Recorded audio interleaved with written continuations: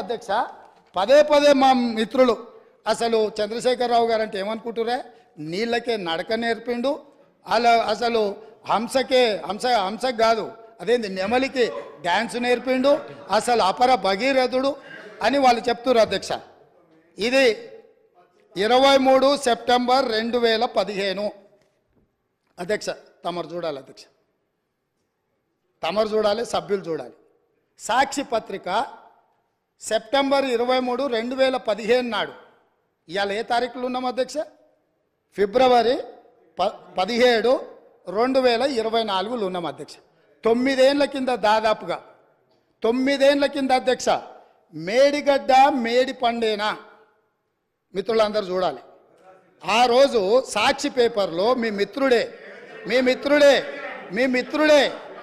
మిత్రుడే మీ సహచర పంచపక్ష పరమాణాలు మీరు ఏదైతే ప్రగతి భవన్లో పిలిచి భోజనం పెట్టినరో ఆ మిత్రుడి పత్రికల మేడిగడ్డ మేడి పండేనా అని 2015 నాడు ఈ పత్రికలో రాసిన వార్త దీంట్లో రాసింది నేను కొంచెం చదివి వినిపిస్తా అధ్యక్ష ఎందుకంటే తెలుగులో ఉంది కాళేశ్వరం దిగువ నుంచి నీటి మళ్లింపు ఆర్థిక భారం అంటున్న నిపుణులు ప్రభుత్వ ప్రణాళిక ప్రకారం ఎల్లంపల్లి వరకు వచ్చే ఖర్చులు 14,000 కోట్లు దీంట్లో అధ్యక్ష నేను నివేదికలు చదువుతున్నా అధ్యక్ష ప్రస్తుతం ప్రతిపాదిస్తున్నట్టుగా కాళేశ్వరం దిగువన మేడిగడ్డ నుంచి నీటిని మళ్లించే ప్రక్రియ పర్యావరణ పరంగా ఆర్థికంగా నిర్వహణ పరంగా ఏమాత్రం మంచిది కాదని ఇన్స్టిట్యూట్ ఆఫ్ ఇంజనీర్స్ తేల్చి చెబుతుండడము ఇప్పుడు కొత్త చర్చకు తెరలేపింది అదేవిధంగా అధ్యక్ష ఇంకో పదం కూడా చెప్పారు ప్రభుత్వ దూరదృష్టి అవగాహన లోపాల కారణంగా ఈ ప్రాజెక్టు అబాసుపాలు కాకుండా ఉండాలంటే ప్రత్యామ్నాయ మార్గాలపై అధ్యయనం చేయాలన్న వాదన వినిపిస్తుంది ఇది ఈరోజు ఉత్తమ్ కుమార్ రెడ్డి గారు చేసిన ఆరోపణ కాదు అధ్యక్ష ఈరోజు మునిగిపోయిన మేడిగడ్డ పగిలిపోయిన అన్నారము కుప్పగూలిన సుందిళ్లను చూసి మాట్లాడి రాసింది కాదు అధ్యక్ష ఆ రోజు సాంకేతిక నిపుణులు ఇచ్చిన నివేదిక ఆధారంగా ఆ రోజు మీడియా మిత్రులు తెలంగాణ మేలు కోరి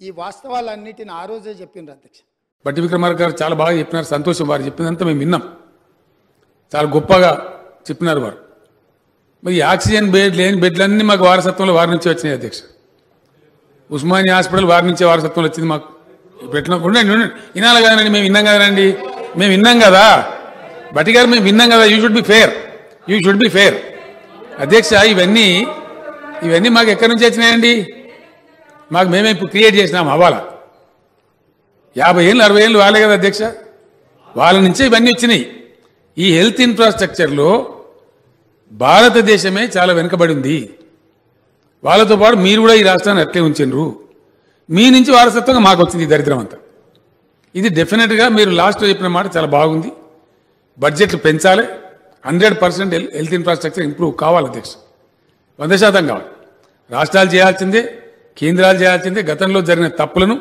మనందరం కలిసి వాటిని రెక్టిఫై చేయాల్సిందే కానీ ఒక్క టీఆర్ఎస్ఏ చేసినట్టు మాట్లాడు కరెక్ట్ కాదు అధ్యక్ష నేను ఒక మాట మనవి చేస్తా ఉన్నా ఐసీఎంఆర్ కూడా చాలా మాటలు మార్చింది అధ్యక్ష అదేదో టెస్టింగ్ కిట్ పంపించారు తెల్లాటాలకు వద్దని బంద్ చేయమని చెప్పారు ఇట్లా అనేక రకాలుగా కన్ఫ్యూజన్స్ క్రియేట్ చేస్తారు ఈ మధ్యనే కొంత స్థిమితపడి ఒక పద్ధతిలో ఇక పలాని మందు కొంత పనిచేస్తుంది పలాని దాంతో కొంత ఉపశమనం ఉంటుంది వ్యాధి లక్షణాలు ఇట్లా ఉంటాయి అని కొత్త వైద్యులు కూడా అర్థమవుతా ఉంది దీనిలో అధ్యక్ష మేము గొప్ప చేసామని డబ్బా కొట్టుకునే పరిస్థితి కాదు ఎంత చేసినా ఇటువంటి విపత్కర పరిస్థితులు తక్కువనే ఉంటుంది ప్రతిపక్షాలు కలుస్తామన్నారు కలవలేదు డెఫినెట్గా కలవం అధ్యక్ష కలవం నేను చెప్తాను శాసనసభలో చెప్తాను ఎందుకంటే ప్రతిపక్షం అంత హుందాగా అంత గౌరవంగా అంత పద్ధతిగా వ్యవహరిస్తేనేమో కలిసి వ్యవహారం చేయొచ్చు పోతున్న బయలుదేరుడే మనం ఇక భాషను మొదలు పెట్టుకుని తిట్టుకుని ఓడుతుంది అంతే మనం ప్రియంప్ట్ చేస్తే ఏ ఉద్దేశంతో ఉన్నామో బహిర్గతంగా చెప్తూనే ఉంటుంది బజార్లలో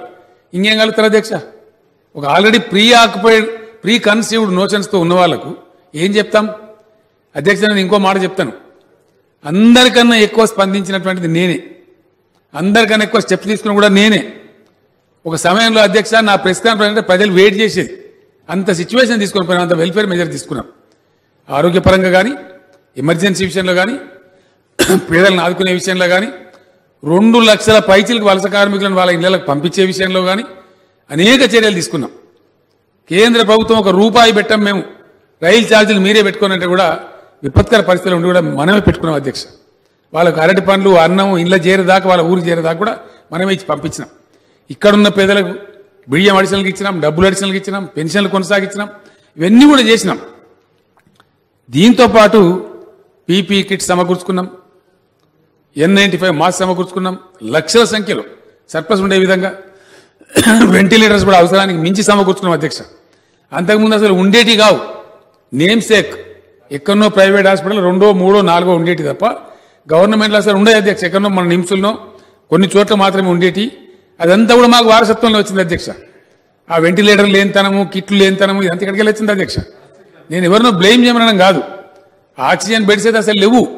ఈరోజు మేము 100% ఆక్సిజన్ బెడ్లు పెట్టామని చెప్పి గాంధీలో కావచ్చు, ఉస్మానియా అంటే దాని రకరకాలు నడుస్తూ ఉంది, టిమ్స్లో కావచ్చు, ఇంకా ఇతర అనేక ఆసుపత్రుల్లో కావచ్చు, జిల్లా హాస్పిటల్స్లో కావచ్చు, నేనే స్వయంగా చెప్పిన అధ్యక్ష, అన్ని బెడ్స్కి హాస్పిటల్లో ఆక్సిజన్ సరఫరా పెట్టండి, ముందరికైనా సరే ఇది మనకు ఉపయోగపడే స్టేట్, నష్టం వచ్చేది ఏం లేదని చెప్పినాం. నేను ఒకటే మాట మనవి చేస్తూ ఉన్నా, బట్టి విక్రమార్క గారు చెప్పిన దానిలో కొన్ని విషయాలు చెప్పినారు. ఎస్, ముందు నుంచి అధ్యక్ష ఈ దేశంలో నేను వ్యతిరేకించాను, ప్రైవేట్ హాస్పిటల్ లూటీ చేస్తాయి అని చెప్పిన అధ్యక్ష. నేను యాంటిసిపేట్ చేసి వాళ్ళ టెండెన్సీ అట్లా ఉంది కాబట్టి లూటీ చేసే ప్రమాదం ఉంది కాబట్టి గవర్నమెంట్నే పెట్టుకొని గవర్నమెంట్ ఎంత డబ్బైనా పెడదామని చెప్పిన అధ్యక్ష. కానీ మాకు సంబంధం లేకుండానే కేంద్ర ప్రభుత్వం ICMR అనే పేరిట ఒక 10-15 దవాఖానలకు లైసెన్సులు ఇచ్చి పరిస్థితి అధ్యక్ష. మేము ఆపినాం, చాలా రోజులు పర్మిట్ చేయలే వాళ్ళం, మీరు చేయవద్దు అని చెప్పినాం, దోపిడీ చేస్తారని చెప్పినాం. సెంట్రల్ గవర్నమెంట్ దానికి బాధ్యత అధ్యక్ష. దాని తర్వాత సెంట్రల్ గవర్నమెంట్ ఇచ్చింది కదా అని మరి ఎవరో పోయిన పుణ్యాత్ములు కానీ హైకోర్టుకు పోతారు అధ్యక్ష. హైకోర్టు ఉత్తర్వులు ఇస్తుంది స్పష్టంగా, అఫోర్డబుల్ వాళ్ళు పోతారు, మీకేం అబ్జెక్షన్ పంపియండి. కోర్టు ఉత్తర్వులు ఏం చేస్తాం అధ్యక్ష? అనేక మాసాలు మేము ఆపినాం, నేనే ఆపిన, తెలుసు, రాష్ట్రానికి తెలుసు, ప్రజలకు తెలుసు. కానీ హైకోర్టు ఉత్తర్వులు వచ్చిన తర్వాత మజ్బూర్ అయిపోయి మేము ఇచ్చేసినాం. ఇచ్చేసిన తర్వాత కేసీఆర్ ఏం చెప్పిండో అదే జరిగింది అధ్యక్ష. ఎగ్జాక్ట్గా అదే దోపిడీ ప్రారంభమైంది. గతంలో ఇట్లా ఉంటేనే, అవసరం లేని సిజేరియన్ ఆఫీసర్లు చేస్తేనే, మహిళల యొక్క బతుకు జడగొడితేనే, అవసరం లేని పిచ్చి కథలను చేస్తే అనేకమైన డబ్బు ఖర్చు పెట్టి ఇలా కేసీఆర్ కిట్లను తెచ్చినాం అధ్యక్ష. పేద ప్రజలు బతికిపోయింది దాంతో. మాకేదో కన్సర్న్ లేనట్టు చెప్తే ఎట్లా? ఎన్ని రాష్ట్రాలు ఉన్నాయండి కేసీఆర్ కిట్ లాంటి పథకం?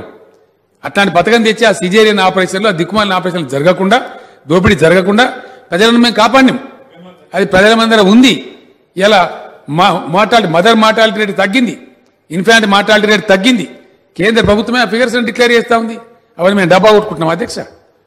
మేము తగ్గించలేదా? పేదల మీద భారం పోలేదా? ఇప్పుడు నేను మాట్లాడే మాటలు పేదలు వింటలేరా అధ్యక్ష? చెయ్యగలిగినంతలో ఉన్నంతలో మేము అన్ని ప్రయత్నాలు చేసినాం.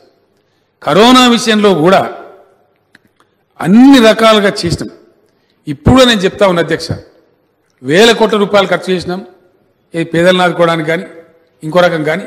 అవసరం అనుకుంటే ప్రభుత్వ ఉద్యోగస్తుల జీతాలు, ప్రజాప్రతినిధుల జీతాలు కట్ చేసినాం అధ్యక్ష. 60% శాలరీస్ కట్ చేసి కూడా ఆ డబ్బులు పేదల కోసం వాడినాం.